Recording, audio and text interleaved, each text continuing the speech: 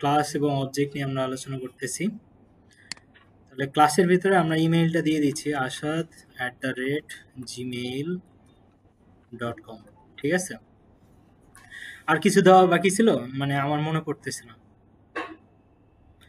Name, department, ID, phone number, email, address দেওয়া যায়,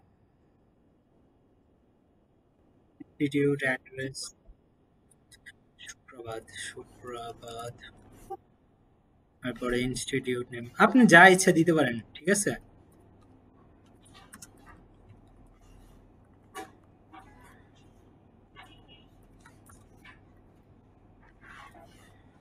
institute name দীপ্তি। ওকে, এখন আমরা এর আগেও দেখাইছি যে কিভাবে একটা ক্লাসকে, মানে ক্লাসের অ্যাট্রিবিউট ধরতে হয়। তা আমরা ধরেন প্রিন্ট করলাম, প্রিন্ট করার পরে আমরা বলতেছি যে কি করব, স্টুডেন্টসের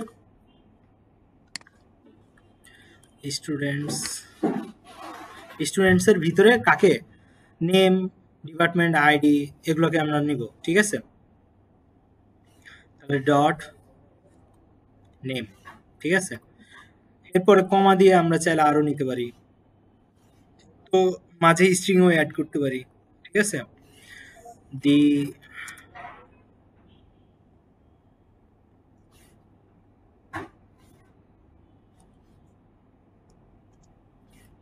স্টুডেন্ট নেম, এভাবে আমরা এটাকে ডাবল কোটেশনের ভিতরে নিয়ে নিতে পারি।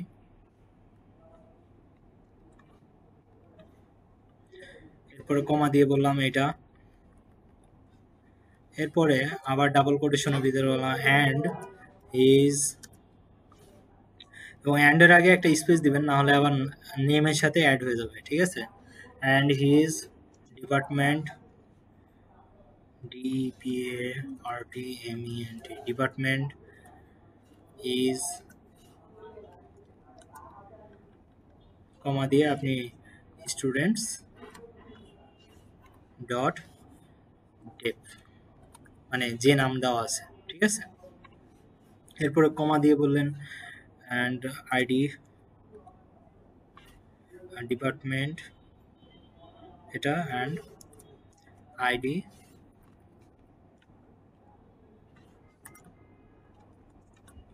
ইজ কি দেব, কমা দিয়ে স্টুডেন্টস ডট কি দেব, আইডি, যে নাম দেওয়া থাকবে হুবহু ওটাই দেবো। তো এরকম করে আপনি বাকিগুলোও দিতে পারেন। ঠিক আছে, তা আমি এ কটাই, হ্যাঁ দিতে পারেন, সমস্যা নেই। তো দেখেন, the student name Asad and his department is Python, ID and লিখছি না, অ্যান্ড লিখি, অ্যান্ড আইডি ইজ,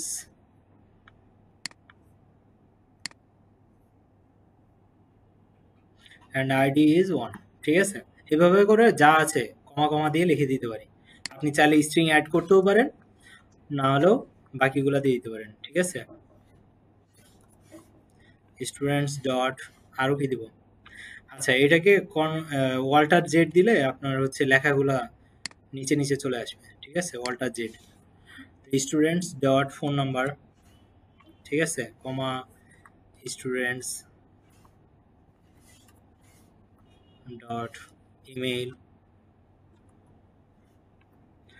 তারপরে কমা স্টুডেন্টস ডট অ্যাড্রেস। ঠিক আছে, এরপরে স্টুডেন্টস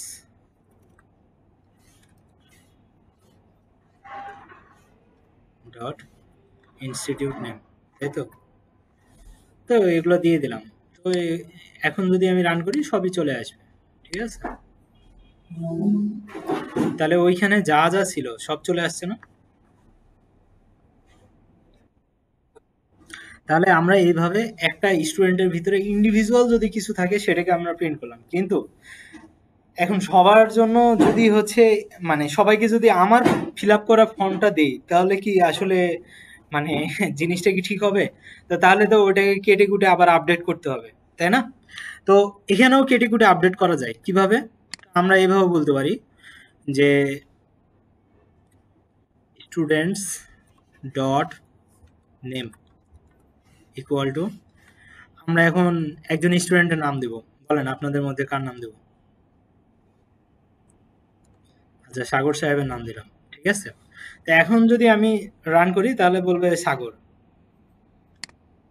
দেখেন, তাহলে স্টুডেন্ট নেম সাগর, তার মানে কি হলো, আমার নামটা কেটে সাগরের নামটা আপডেট করে দিছি। Am I clear? এভাবে করে পরের লাইনে যদি আমি আবার আপডেট করি সেম লাইনটাই, তাহলে সাগরের জায়গায় আমি আরেকজনের নাম দিয়ে দিতে পারি। কার নাম দেব? একটা মেয়ের নাম বলেন। সোনিয়া ম্যাডামের নাম দিলাম, ঠিক আছে। এখন আপডেট দিই, তো দেখেন সোনিয়া ম্যাডাম। তা আমরা বলছিলাম যে আপনি যে কোনো একটা ভ্যারিয়েবলকে যদি আপডেট করেন তাহলে আপডেটেড ভ্যালুটাই নিবে। তাহলে 10 নম্বর লাইনে বেশি আপডেট হয়েছে, তাহলে সর্বশেষ আপডেটটাকে সে নিয়ে নিছে। সবাই কি বুঝতে পারছি? তো এইভাবে আপনি চাইলে ডট নেমের জায়গায় স্টুডেন্ট ডট ফোন নাম্বারটাও আপনি চেঞ্জ করে দিতে পারেন,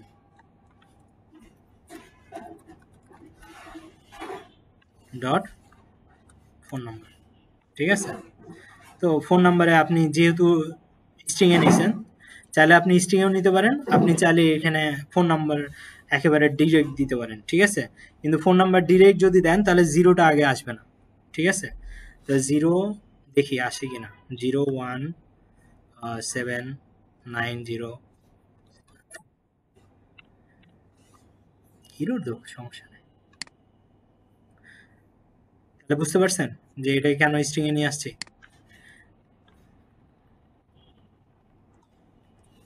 এখন রান করে আসছে, সোনিয়া ম্যাডাম তার নাম্বার কিন্তু আপডেট হয়ে গেছে, ঠিক আছে। তো এইভাবে আইডিটাকেও আপডেট করে ফেলতে পারেন। এক কথায় আপনি ওই ক্লাসের বাইরে থেকেও ওই ক্লাসের অ্যাট্রিবিউট গুলাকে আপডেট করতেও করতে পারেন, সেটা বুঝাইতে পারছি? সবাই কি এ পর্যন্ত বুঝছেন?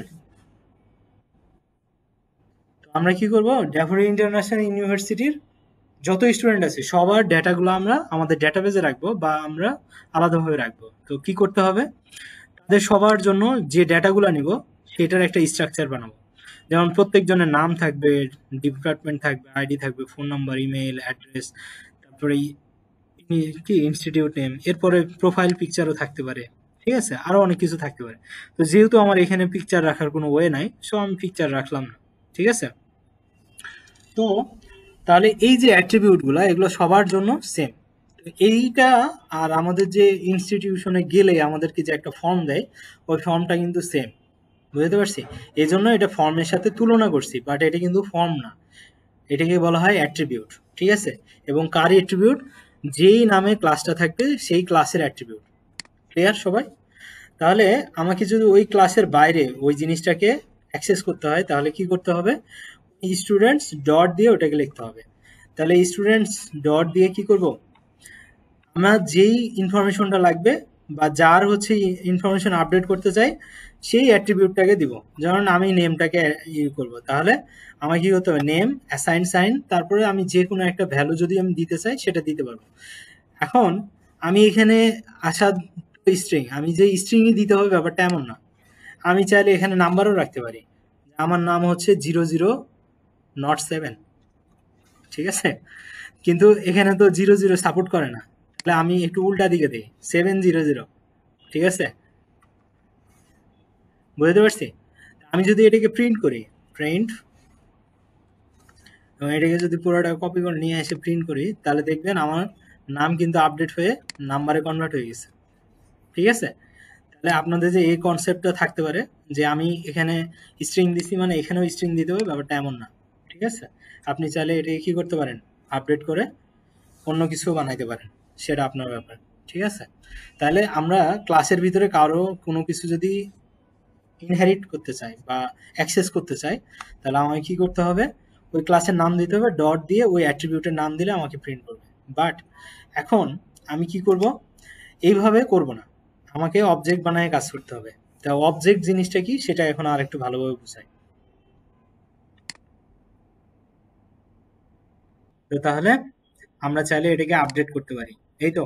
তাই স্টুডেন্টস ডট যে কোনো অ্যাট্রিবিউট, তারপরে হচ্ছে অ্যাসাইন সাইন। আমরা তো বুঝাইছিলাম ভ্যারিয়েবল বোঝানোর সময় যে অ্যাসাইন সাইন কখন ইউজ করে।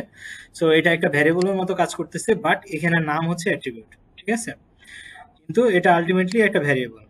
তো ওটার ভিতরে আমি যে ভ্যালুটা আপডেট করতে চাই সেই ভ্যালুটা দিয়ে দেবো, তাহলে ওটা আমার কাজ হয়ে যাবে। ওকে, এই ক্লাস এতটুকু পর্যন্ত আমরা বুঝলাম যে ক্লাস কিভাবে ফর্ম করতে হয়, কিভাবে অ্যাট্রিবিউট লিখতে হয়, কিভাবে অ্যাট্রিবিউট প্রিন্ট করতে হয়, কিভাবে অ্যাট্রিবিউটকে আপডেট করতে হয়। ওকে, এ পর্যন্ত কারো কোনো প্রবলেম নাই। এখন আমরা চলে যাব অবজেক্টে।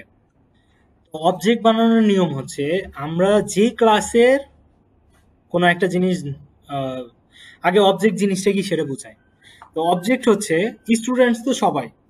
তো যখন আমরা ইন্ডিভিজুয়াল কোনো একজন পার্সনকে বলবো যে তার এই জিনিসটা আমাদের কি করতে হবে, প্রিন্ট করতে হবে, তো তখন সেই পার্সনটা হচ্ছে কি আমার অবজেক্ট, ঠিক আছে? তো যেমন আমরা ধরেন এই স্টুডেন্টের একজন অবজেক্ট বানাবো, তাহলে এই স্টুডেন্টস, আমার স্টুডেন্ট এখানে কতজন আছে? প্রায় আপনার 20 জন 22 জন মতো আছেন, 20 জন আছেন, তাই না? বা 17 জন আছে, 18 জন মতো আছেন, তাহলে 18 জনের পার্সোনাল আপনারা ইন্ডিভিজুয়াল একটা পার্সন। কিন্তু যখন সবাইকে আমি আহ, মানে জেনারেল ভাবে ডাকি তখন কি সবাই আপনারা স্টুডেন্ট না? তার মানে কি আপনারা সবাই মিলে ক্লাস। বাট যখন আমি বলবো যে এখানে আশাপূর্ণ হালদার, তো আশাপূর্ণ হালদার হচ্ছে একটা অবজেক্ট। আবার জেরিন যখন বলবো সে একটা অবজেক্ট, জোবাইদা যখন বলবো সে একটা অবজেক্ট। কারণ কি তাদের পার্সোনাল ইন্ডিভিজুয়াল পরিচয়গুলো আলাদা, ঠিক আছে? তো ধরেন আমরা হচ্ছে আশাপূর্ণর একটা অবজেক্ট বানাবো, তাহলে আশাপূর্ণর অবজেক্ট কিভাবে বানাবো? তো বলবো আশাপূর্ণ, আশা, আশা বানান কি এস এ, তাই না? S A P U R N O. তা আশাপূর্ণ একটা অবজেক্ট হবে, ঠিক আছে? তাহলে আশাপূর্ণ কে বলবো, thank you.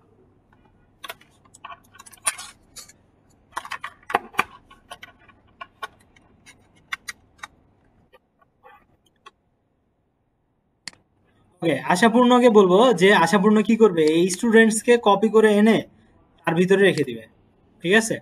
এবং সাথে একটা ফার্স্ট ব্র্যাকেট অ্যাড করবে।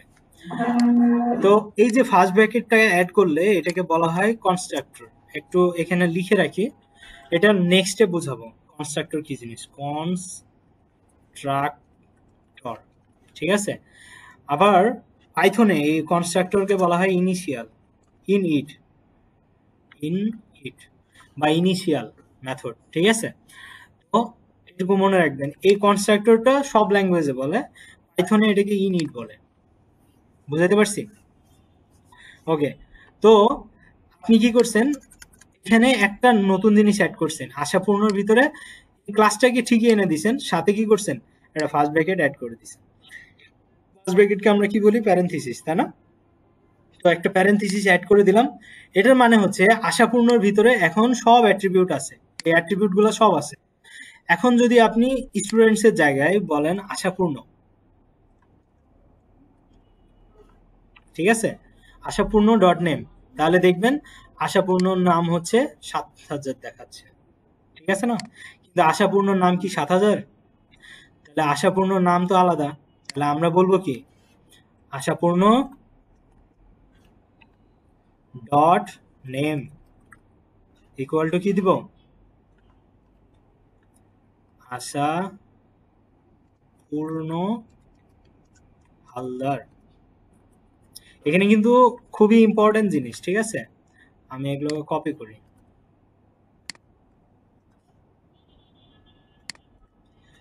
আমি আশাপূর্ণ যা যা করব সব আলাদা হয়ে যাবে, ঠিক আছে? দুইটা উদাহরণ দিলেই বুঝতে পারবেন। তো এগুলো সব নিয়ে আসলাম। এখন আমি খালি কি করব,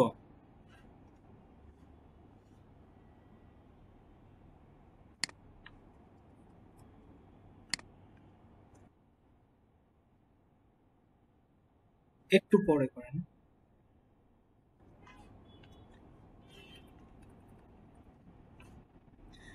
আহ,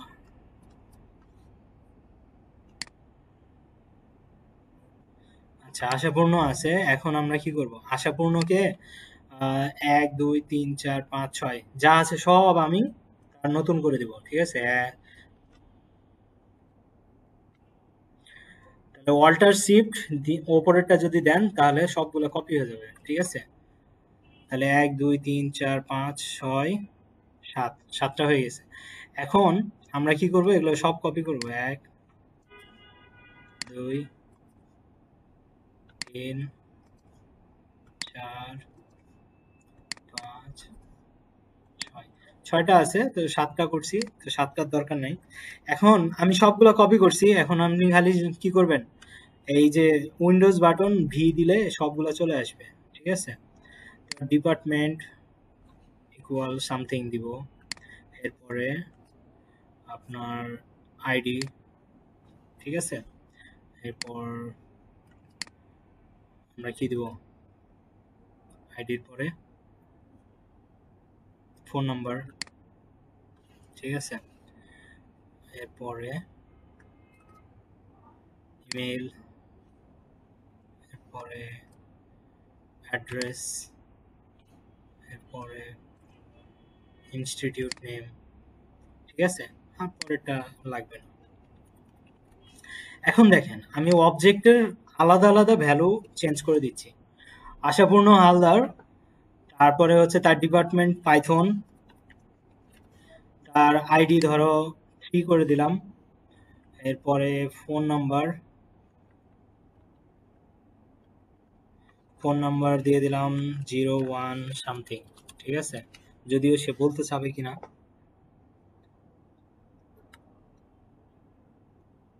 একটা বেশি হয়ে গেছে। এরপরে আমরা ইমেল দিয়ে দিলাম আশা আশাপূর্ণ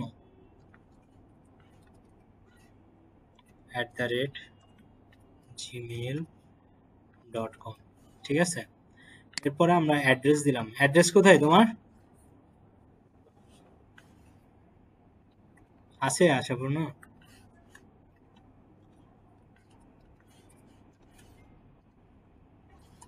এই পোলা, আসো নাকি আমার কথা শোনা যায় না?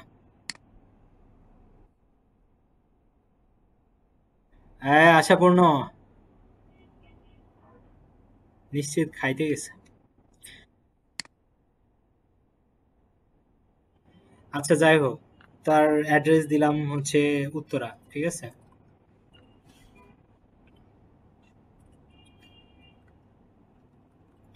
নাম একটু বড় হাতে দেওয়া উচিত।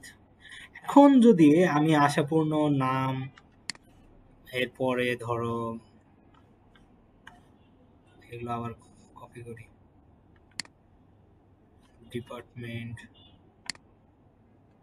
আইডি, ফোন নাম্বার, তারপরে ইমেল অ্যাড্রেস, তো এগুলোকে আমরা কি করতে পারি, ডিপার্টমেন্ট, তারপরে হচ্ছে ID, phone number, email address, institute name. আচ্ছা, এখন তোমাদের কাছে মনে হইতে পারে যে আমি এগুলো লাস্ট আপডেট করছি তার জন্য মনে হয় এরকম, কিন্তু যদি আমি শুধু স্টুডেন্ট ডট নেম দেই, প্রিন্ট স্টুডেন্ট ডট নেম, ঠিক আছে, তাহলে কি আসবে? আর আশাপূর্ণ ডট নেমে কি আসবে?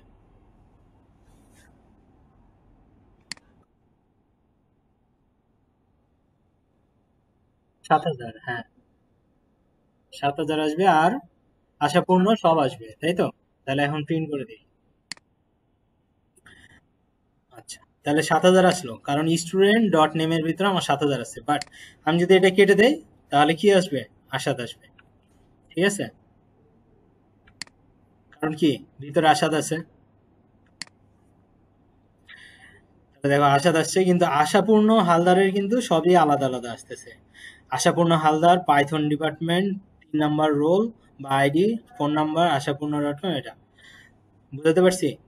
এখন তাহলে আশাপূর্ণ কি একটা অবজেক্ট, তার আবার কি করলাম, ডিটেলস দিলাম।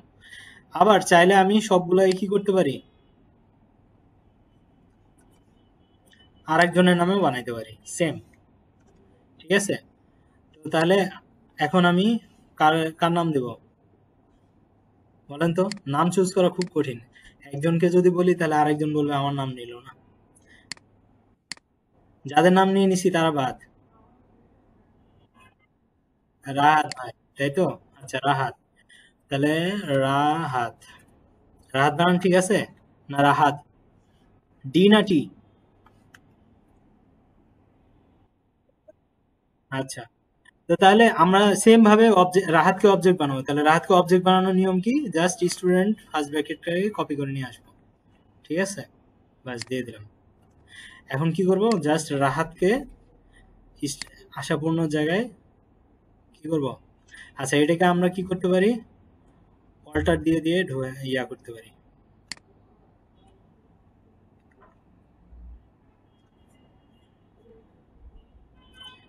এখানে একটা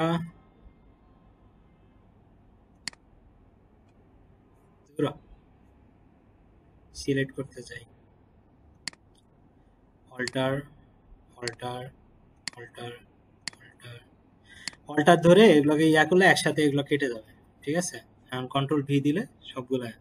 এখন রাহাতের নাম এখন কি দিব, রাহাতের পুরো নাম দিলাম না, শুধু রাহাত দিলাম। ঠিক আছে, তার আইডিটা চেঞ্জ করে দিলাম, বললাম 4।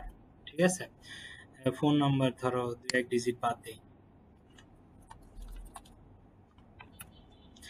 তারপরে হচ্ছে এখানে রাহাতি, এখানে কোথায় রাহাতের বাসা? রূপগঞ্জ, রূপগঞ্জ বানান ঠিক আছে, রূপগঞ্জ, GANG, জিও, আচ্ছা জি। এখন যদি আমি শুধু কি করি, রাহাত বসাই,